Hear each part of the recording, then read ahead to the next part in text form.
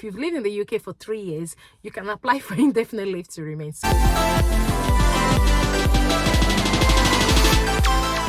Channel. My name is Fajira. If you're joining me for the very first time, I'm so happy to have you all in our beautiful family. For my returning subscribers, thank you for always coming back to watch my videos.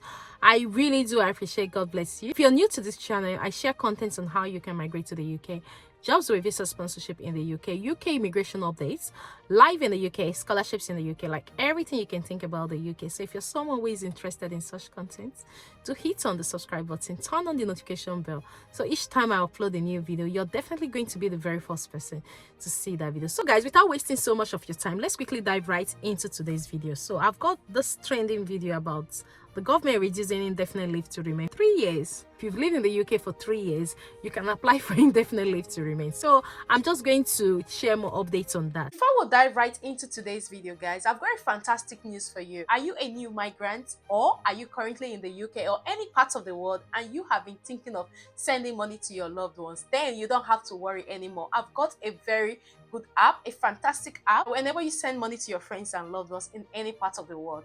Now, Leatherback is the app for you. If you have been struggling with other apps, like I actually did struggled with other apps before I came across Leatherback. Leatherback has been very effective, and come to think of it, the rates on Leatherback is very competitive and it's very easy, very fast and smooth. It gives you access to 15 currencies and over 21 countries currently. What's about Leatherback? My app is very easy to understand. It's not complicated. It's very easy to use. It's free to download, and use my referral code to sign up. And once you sign up, it enables you to create an account in a few minutes, and once the account is set up, then you're good to go. And you can also open an account on Leatherback, which will give you access to 15 currencies that you can always send money in any currency you want to. So download the app now, use it and send money to your friends and loved ones, and thank me later. Like I said, it's very easy to use, and if you've got any problem while using the app, you've got 247 customer service to support you through the process. It's a trusted app. Leatherback is registered with Financial Conduct Authority in Canada, in United Kingdom, in Nigeria, and so on. You don't need to worry about anything when using Leatherback to send money to your friends and loved ones, because your money is secured. So guys, quickly download the app with a link in the description box below, and use my referral code to sign up and thank me later. Thank you very much for your time. So just like you know, there are different categories of visas if you're coming to the UK to work, to study, to do business and other stuff, to join a family member. If you're on a work visa, which is the health and care worker visa or the skilled worker visa, for you to be eligible to apply for indefinite leave to remain in the UK, you ought to have stayed in the UK for the past 5 years. And not only stayed in the UK, you also have to show that you're still in your employment and you have been working with the organization or any other organization. So now people have shared videos with me saying that the UK government has changed it to 3 years. I actually watched the video as well, and to be honest, I'm going to share this, and this is from the Home Office website. If you work in the UK, that's if you're going for indefinite leave to remain and you work in the UK, you may be able to apply if you have a work visa. You must usually have lived and worked in the UK for 5 years. If you have a tier 1, it can be 2 or 3 years. If you have an innovator founder or global talent visa, it can be 3 years. You may also need to meet the salary or financial requirements. This depends on your visa. For those that are on innovator founder visa, the global talent visa, you only have 3 years, and in some cases 2 years, and also the tier 1 visa to apply for your indefinite leave to remain. For anyone who is on the skilled worker visa or the health and care worker visa, please don't let anyone deceive you or tell you, bring money, let's apply for your indefinite leave to remain. No. From my experience, and from what the UK government have said, and even when you are about to apply for the indefinite leave to remain, they will ask you how long have you been in the UK and so on. You have to have lived in the UK for 5 years and still working, because you also have to show some pay slips when you're applying for your indefinite leave to remain, as someone who is on the skilled worker visa or the health and care worker visa. But if you are on the global talent visa, you don't have to stay up to 5 years. Or if you're on the innovator founder visa, that is just straight years. Or if you're on the tier 1 visa, that is just 3 years. So for those that have been sharing those videos and saying, oh, it is now reduced, whereas there is another video that said it has now been increased to 12 years, please guys, just be careful about what you listen to. Even those that are on the spouse visa, you still have to stay for 5 years before you'll be eligible to apply for indefinite leave to remain. So I don't know where this news of apply for your indefinite leave to remain after 3 years is coming from. If the UK government wants to look into this, just like the health and care worker one, you can see they've been meeting, there have been lots of speculations. At the end, you could see it came to pass. I don't think that the UK government will want to reduce indefinite leave to remain. You have to be paying your tax for up to 5 years. I'm not sure they want to give any skilled worker 3 years to work and get indefinite leave to remain. So for those that shared that video with me, this is from the Gov website. Everything you find on the Gov website are 100% true, provided you're on the UK Gov website. So just as you can see, you may usually have lived and worked in the UK for 5 years. If you have a tier 1 visa, it can be 2 or 3 years. If you have an innovator founder visa, just as you can see, or global talent visa, it can be 3 years. Just be careful about the informations and the news you hear.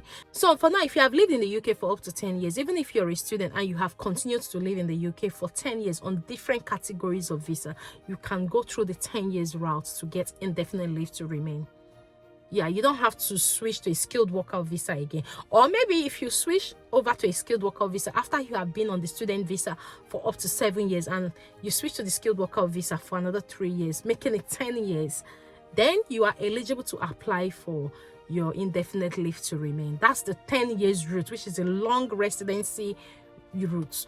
But saying you came to this country on the skilled worker visa, because a few people were ready when they were talking to me, they were so confident saying in the next 2 years, those that came last year were telling me in the next 2 years, Fajira, I'm applying for my indefinite leave to remain, this one, that one. I was like, wait, hold on a second, you applied for what? Did you not see that video? They started sharing videos with me. So please, not everything you see on YouTube is correct.